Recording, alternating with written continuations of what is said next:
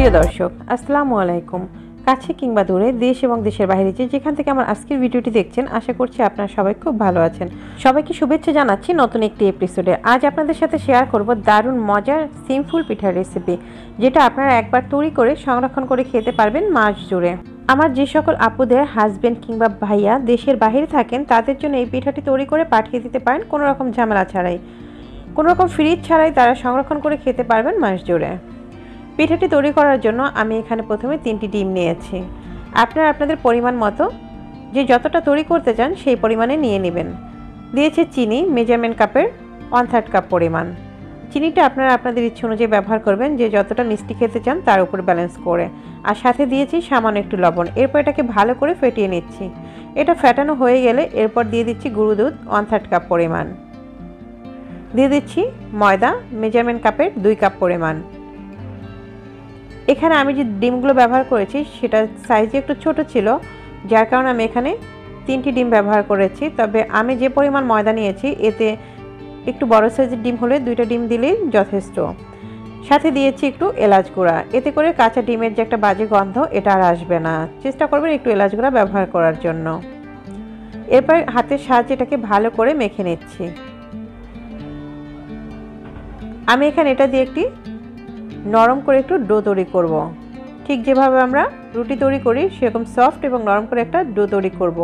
আমি প্রথমে 2 কাপ পরিমাণ ময়দা ব্যবহার করেছি। এরপর আরও কিছুটা ময়দা আমি নিয়ে নিয়েছি, যদি আমার একটু লাগে সেক্ষেত্রে দিয়ে নেব। তো আমি সব শেষে বলে দিব আমার কতটুকু ময়দা লেগেছে। তো এই যে দেখতে পাচ্ছেন আমার ডোটা কিন্তু তৈরি হয়ে গেছে। আর আমার এখানে টোটাল ময়দা লেগেছিল 2.5 কাপের মতো। 1/3 কাপ পরিমাণ ব্যবহার করেছিলাম গুঁড়ো দুধ, আর সাথে ময়দা ব্যবহার করেছি 2.5 কাপের মতো। এরপর আমি একটু র্যাপিং করে রেখে দিচ্ছি 10 মিনিটের জন্য, জাস্ট এটা একটু সেট হওয়ার জন্য। যদি কোনো প্রকার চিনির দানা দানা ভাবটা থেকে থাকে তাহলে সেটা গলে যাবে। তো আপনাদের হাতে যদি সময় না থাকে সেক্ষেত্রে 10 মিনিট না রাখলেও চলবে।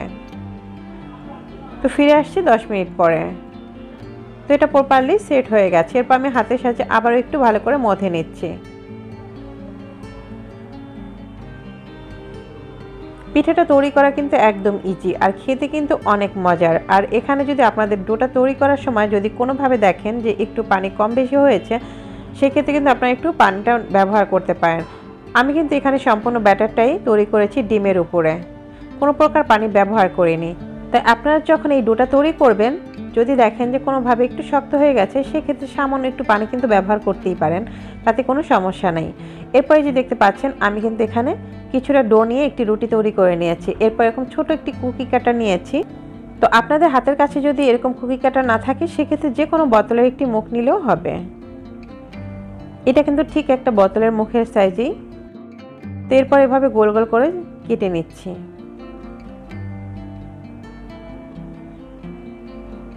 তো আমি প্রথমে একটি রুটি তৈরি করে এভাবে সবগুলো কেটে নিয়েছি। এরপর আমি তৈরি করে দেখিয়ে দিচ্ছি কিভাবে ফুলটা তৈরি করবেন।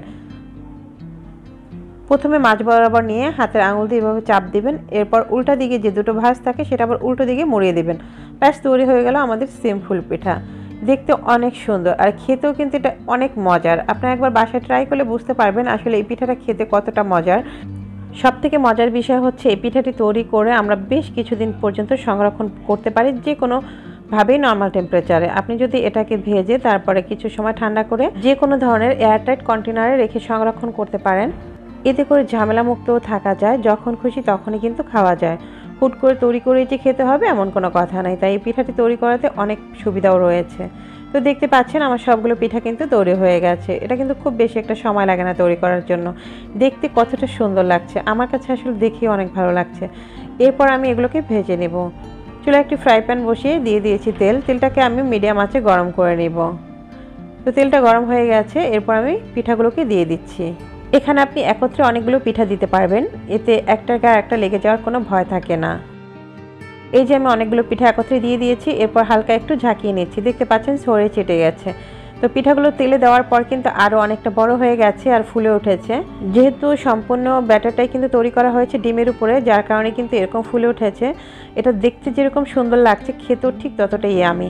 তো আমি কিন্তু এই পর্যায়ে চুলার আঁচ একদম কমিয়ে দিয়ে তারপর এটাকে ভেজে নিয়েছি, যেহেতু এটা কিন্তু একদম কুরকুরে হয়ে যাবে, যার কারণে এটা হালকা আঁচে ভেজে নিতে হবে। আর দেখতে পাচ্ছেন আমি এটা কীরকম কালার করে ভেজেছি, যেন পুড়ে না যায় সেটা লক্ষ্য রাখতে হবে, আর ভিতরটা যেন সম্পূর্ণ মুচমুচে হয়ে যায় সেটাও লক্ষ্য রাখতে হবে। তাই হালকা আঁচে এটাকে ভেজে নিতে হবে। তো আমার এক ব্যাচ ভাজা হয়ে গেছে। প্রতি ব্যাচ পিঠা ভাজতে এখানে 6 থেকে 7 মিনিট সময় লাগতে পারে, যদি আপনি একদম সিম্পলভাবে নর্মাল আঁচে ভাজতে চান। তো আমার পিঠাগুলো অলরেডি ভাজা হয়ে গেছে। তো ভিউয়ার্স, আমার আজকের রেসিপিটি এই পর্যন্তই। আমার ভিডিওটি কেমন লাগলো সেটা কিন্তু অবশ্যই কমেন্ট বক্সে জানাবেন, আর ভিডিও যদি ভালো লেগে থাকে অবশ্যই একটি লাইক দিয়ে যাবেন, আর চ্যানেলটি সাবস্ক্রাইব করে পাশে থাকবেন। আর যারা আমার এই ভিডিওটি ফেসবুক পেজ থেকে দেখছেন অবশ্যই আমার পেজটিতে একটি লাইক দিয়ে ফলো করে রাখবেন। সবাই ভালো থাকবেন, সুস্থ থাকবেন, দেখা হবে নতুন কোনো ভিডিও নিয়ে। আল্লাহ হাফিজ।